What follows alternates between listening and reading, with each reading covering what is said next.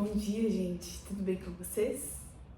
É com muita felicidade que eu digo sim, eu terminei de ler O Senhor dos Anéis inteiro, inclusive os apêndices, e nesse vídeo aqui, conforme eu já havia prometido para vocês, nós vamos falar sobre os apêndices.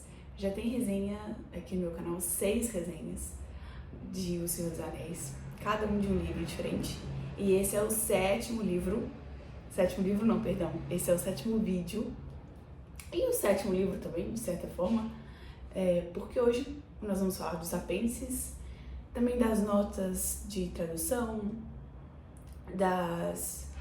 do prefácio, do que foi escrito pelo Tolkien, e também das notas de edição, porque eu descobri coisas muito legais. Eu gosto muito de ler prefácio e notas depois que eu termino de ler o livro, porque eu sinto que eu consigo aproveitar muito melhor. Acho que eu já comentei isso aqui em outros vídeos que eu gravei. Mas vamos lá. Quando a gente chega no final do Retorno do Rei, no capítulo Os Portos Cinzentos, a gente consegue entender e absorver a grandiosidade que é o Senhor dos Anéis. Só que quando a gente termina de ler os apêndices, a gente sabe que não está pronto. Ler o Senhor dos Anéis é também ler os apêndices. Tem muita informação aqui. Muita informação que vai enriquecer o seu conhecimento desse universo. Informações que você vai querer saber, porque você ficou na dúvida durante a leitura do livro, que foi o meu caso. E principalmente informações e pequenas histórias emocionantes que tem aqui dentro. De fato, muito emocionantes. Eu não pensei, ou melhor dizendo, eu pensei que os apêndices seriam uma leitura, entre aspas, mais técnica, porque eu só veria questões de genealogia, de línguas e calendários, etc. Mas não. Aqui você consegue chorar também. Nesses apêndices aqui também dá pra chorar. E tem informações muito importantes. Vou começar então falando dos apêndices, depois do prefácio e das notas. Vamos começar falando do apêndice A. Logo de cara, na minha opinião, o apêndice A foi o mais difícil de ler, de todos. Por quê? Primeiro, porque a quantidade de informações e de pessoas que tem nele é muito grande, até mais que do Silmarillion, na minha opinião. O que acontece? Durante o livro do Senhor dos Anéis, a gente sabe que aconteceu alguma coisa, que a linhagem dos reis em Gondor foi interrompida e por isso tem regentes. A gente tem essa informação no livro do Senhor dos Anéis. Mas aqui, nos apêndices, a gente vai saber como foram formados os reinos da Terra-média, como que teve a divisão entre diferentes reinos após a vida de Elendil, de Númenor. A gente sabe por que houve a queda de Númenor, que é mencionada no livro Uma Janela para o Oeste, lá de As Duas Torres. Então a gente tem muita informação interessante. E como eu ia dizendo, o apêndice A explica, nessa primeira parte, toda a linhagem dos reis e como que terminou, como que o último rei que reivindicou a coroa não teve a sua reivindicação aceita. E depois o último dos reis que teve uma contenda com o rei bruxo de Angmar, que inclusive é o Nazgûl Rei, e ele acabou desaparecendo em Minas Morgul. A gente sabe aqui também como que o Sauron conseguiu a Palantir dele. Temos um capítulo em As Duas Torres que se chama a Palantir, e a gente fica sabendo como que essas Palantir vieram também para a Terra-média, como o Sauron obteve a dele. Ficamos sabendo também como é que Saruman obteve as chaves de Orthanc. Ou seja, não existe terminar de ler O Senhor dos Anéis e não ler os apêndices, porque tem muita informação. E eu queria dar um destaque especial para uma parte que tem no apêndice A que se chama O Conto de Aragorn e Arwen. Aragorn é um dos personagens mais importantes do Senhor dos Anéis, a gente sabe disso. E nesse conto, a gente fica sabendo como que Aragorn e Arwen se conheceram, e não apenas isso, como Aragorn e Arwen deixaram o mundo. Então, coisas que aconteceram depois da história do Senhor dos Anéis. Bom, então, como eu ia dizendo, a gente vai ter muita informação nesses apêndices sobre coisas que aconteceram, eventos que aconteceram após os Potes Cinzentos. A gente fica aqui sabendo, inclusive, no Conto dos Anos. Deixa eu só terminar de falar do apêndice A. No apêndice A, além da gente conhecer a história dos reis númenóreanos, a gente também conhece a história do povo de Rohan, que são os meus favoritos.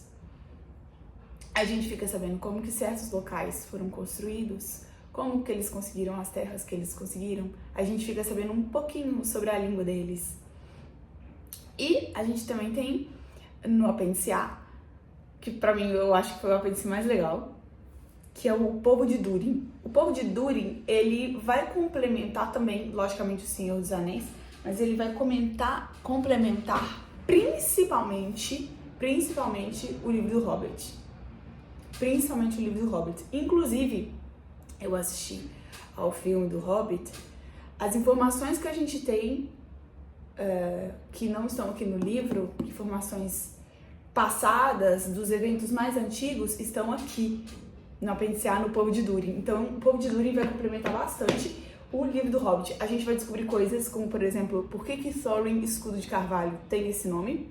A gente vai descobrir uma coisa que eu fiquei muito na dúvida quando eu li o Hobbit, que foi o que aconteceu com o pai de Thorin, o Thrain.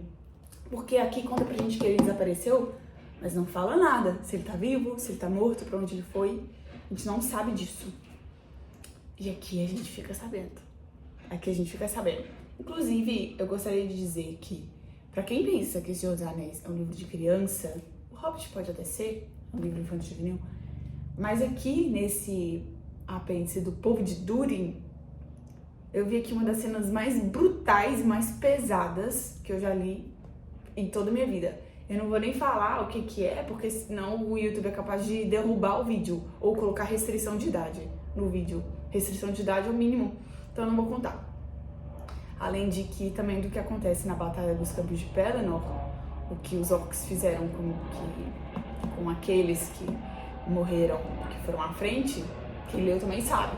Pesadíssimo, né? Pesadíssimo. Muito gore.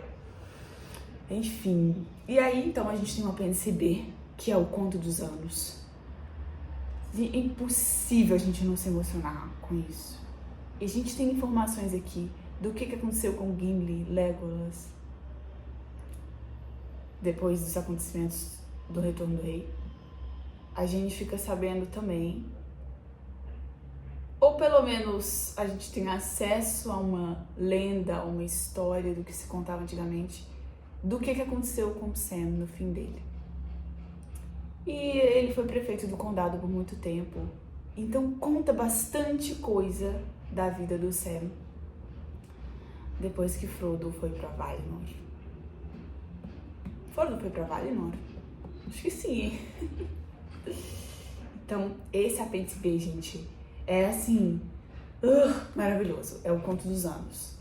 E ele é todo seccionado em anos e é muito legal porque a gente consegue ver de fato a cronologia de acontecimentos, inclusive daquilo que aconteceu no Hobbit e no Senhor dos Anéis, porque a partir das duas torres a gente tem histórias simultâneas que estão acontecendo em tempos ao mesmo tempo, né? Em As Duas Torres a gente vê bem isso, a história é bem dividida.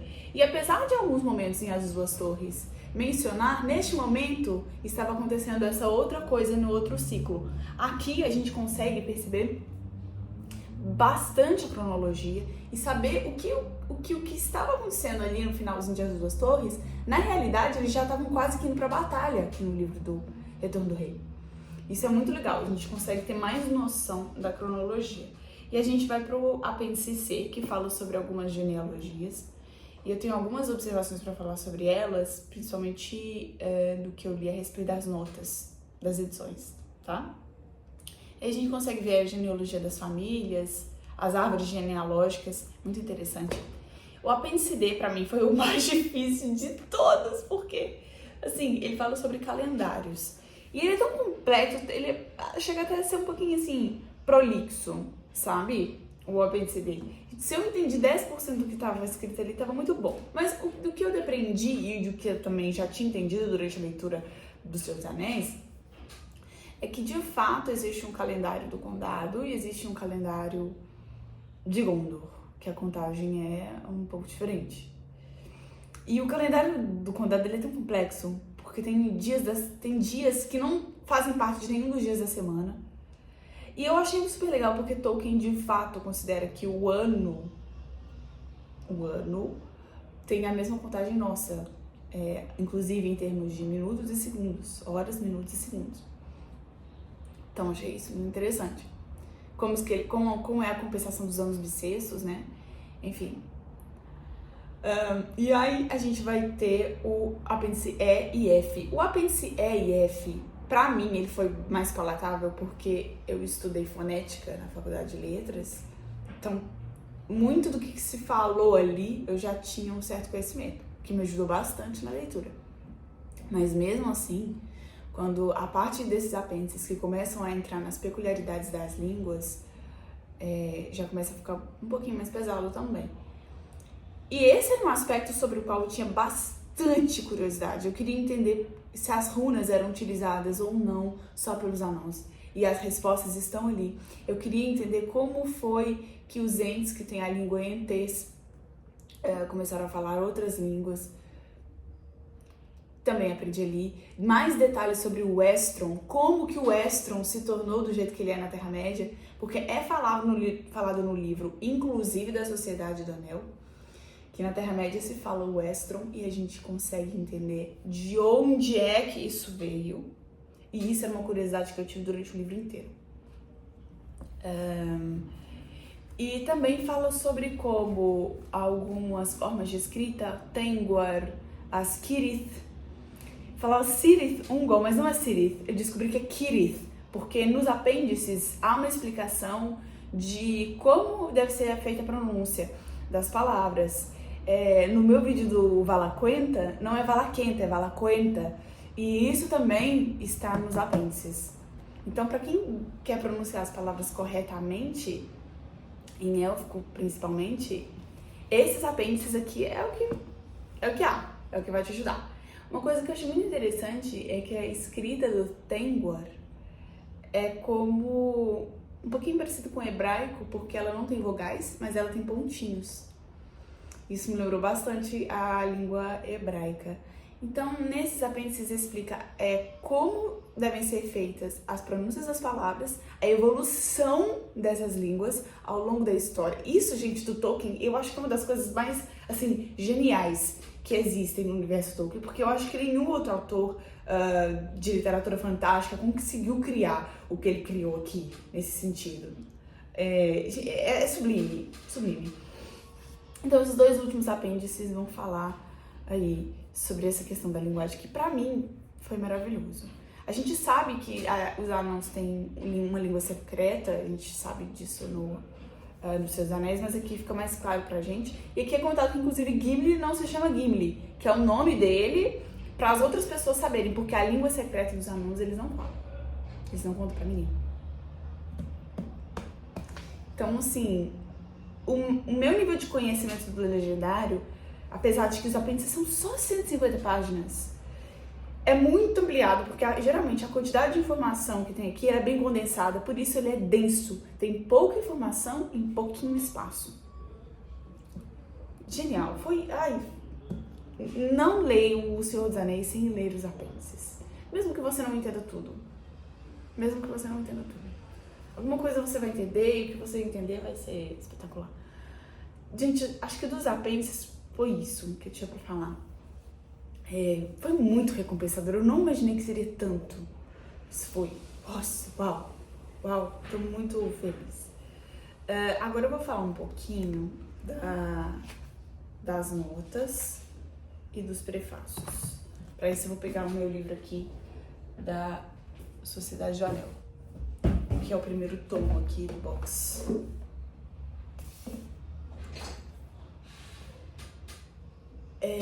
Vamos lá.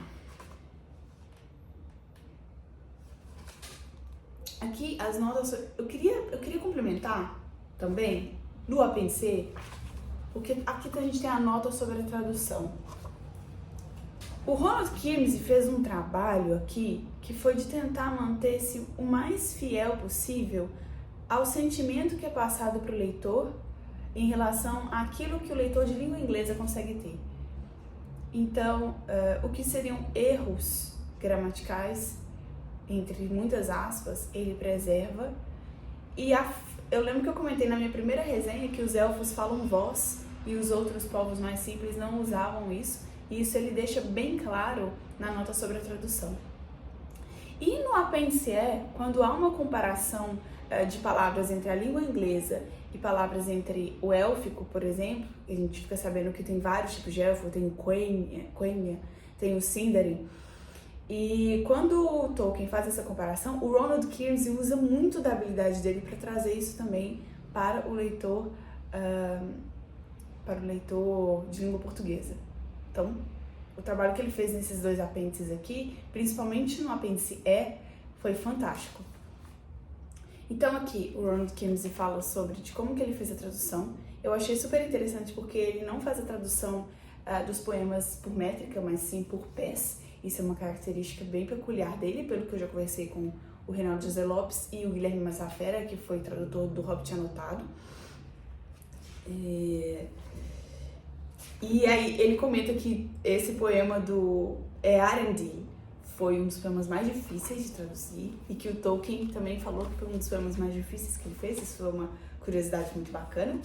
E a gente também tem aqui as notas sobre o texto. E ficou muito claro para mim nas notas das edições e nas notas do texto que o Senhor dos Anéis apanhou muito durante a história dele, das primeiras publicações, porque erros eram criados, erros eram consertados. A gente sabe lá desde o Hobbit que o Ronald Kimsey e também o Reinaldo José Lopes optaram por uma tradução de anãos ao invés de anões, para distinguir as pessoas da raça dos anãos e das pessoas que têm nanismo. Aí o Tolkien e também os tradutores, como querem se manter fiéis, recorrem a esses, entre aspas, erros gramaticais. E muitas coisas foram sendo corrigidas ao longo do tempo e muitos erros foram aparecendo também. Então, novas e novas edições tentaram ir corrigindo esses erros. Inclusive, foram escritos livros. Acho que é o Douglas A. Anderson que escreve essa nota aqui sobre o texto, que foram feitos muitos livros comentando justamente de como que o Senhor dos Anéis foi passando durante a história e como esses erros vinham sendo corrigidos. Então foi um livro que apanhou bastante e que vem sendo corrigido até hoje, inclusive, muito recentemente. Eu achei isso bem interessante, na realidade. E além disso, o Retorno do Rei tem um índice remissivo. Gente, esse índice remissivo é muito legal. Você consegue pesquisar por uma palavra e aí você tem a numeração onde você consegue encontrar nas páginas esses nomes. Muito legal. E quem fez foi Christina School e mais uma pessoa que são os maiores tolkienistas que existem. E eu gostaria também de comentar sobre o prefácio escrito pelo Tolkien. Gente, esse prefácio escrito pelo Tolkien, ele é muito interessante porque ele fala sobre a recepção das pessoas dos Seus Anéis, que queriam porque queriam comparar isso daqui como se fosse uma alegoria do mundo real. Como se o condado, por exemplo, na época do expurgo do condado, retratasse a situação da Inglaterra em determinada época. E aí ele comenta, eu detesto ironia, eu detesto alegoria, né? As pessoas ficam tentando tirar do meu texto coisas que não existem, coisas absurdas. Eu adorei esse prefácio, achei, assim, super interessante mesmo, muito legal. E também no finalzinho de cada livro há uma explicação sobre as ilustrações, sobre os desenhos que tem em cada uma das dessas capas aqui de trás também, que inclusive esses desenhos foram todos feitos pelo Tolkien, né? Muito interessante, muito interessante. Gente, eu acho que sobre os apêndices e as notas e o prefácio é isso. E, tô super feliz de ter conseguido terminar de ler O Senhor dos Anéis esse ano, fechar com chave de ouro aí com a leitura dos apêndices, das notas, 100% lido, 100 de 100. E agora, você sabe muito bem que eu tô lendo o Silmarillion. E depois que eu terminei de ler os apêndices, eu peguei o Silmarillion e comecei a achar o Silmarillion tão mais fácil. Tão mais fácil. Os apêndices, na minha opinião, são muito, muito, muito mais difíceis do que o Silmarillion, porque eles são mais técnicos, tratam de diversos assuntos e, como eu falei, o nível de informação em um espaço muito curto de tempo pesa. Mas é maravilhoso, eu li gostando, eu li achando ótimo, mas é um nível de informação muito condensado. E tô super feliz de ter terminado essa leitura. Eu espero que vocês tenham gostado desse vídeo. Eu já fiz a resenha aqui do Ainulindale e do Valaquenta, que agora eu sei falar corretamente porque eu li os apêndices, e do Valaquenta. E estou lendo agora o Quenta Silmarillion. E muitas das informações que os apêndices trazem, muitos nomes, não tem explicação nos apêndices, mas o Silmarillion é que explica. Então, eu sinto que eu vou voltar nesses apêndices aqui muitas vezes ainda, porque tem muitas informações legais. Enfim, vou continuar a minha leitura do Silmarillion, que tá aqui, para trazer a resenha para vocês do Quenta Silmarillion. Vou trazer a resenha do Quenta Silmarillion. E quando eu terminar o Quenta Silmarillion, eu já vou logo fazer a resenha antes de ler o Akallabêth, tá? Antes de ler o Akallabêth. Tá sendo maravilhoso isso aqui. Nossa! É muito bom ler isso aqui, gente, porque as explicações para as coisas que a gente não sabe aqui de Senhor dos Anéis complementam demais. É isso, gente. Eu espero que vocês tenham gostado dessa resenha e até a próxima, que vai ser a resenha do Quenta Silmarillion. Um grande beijo.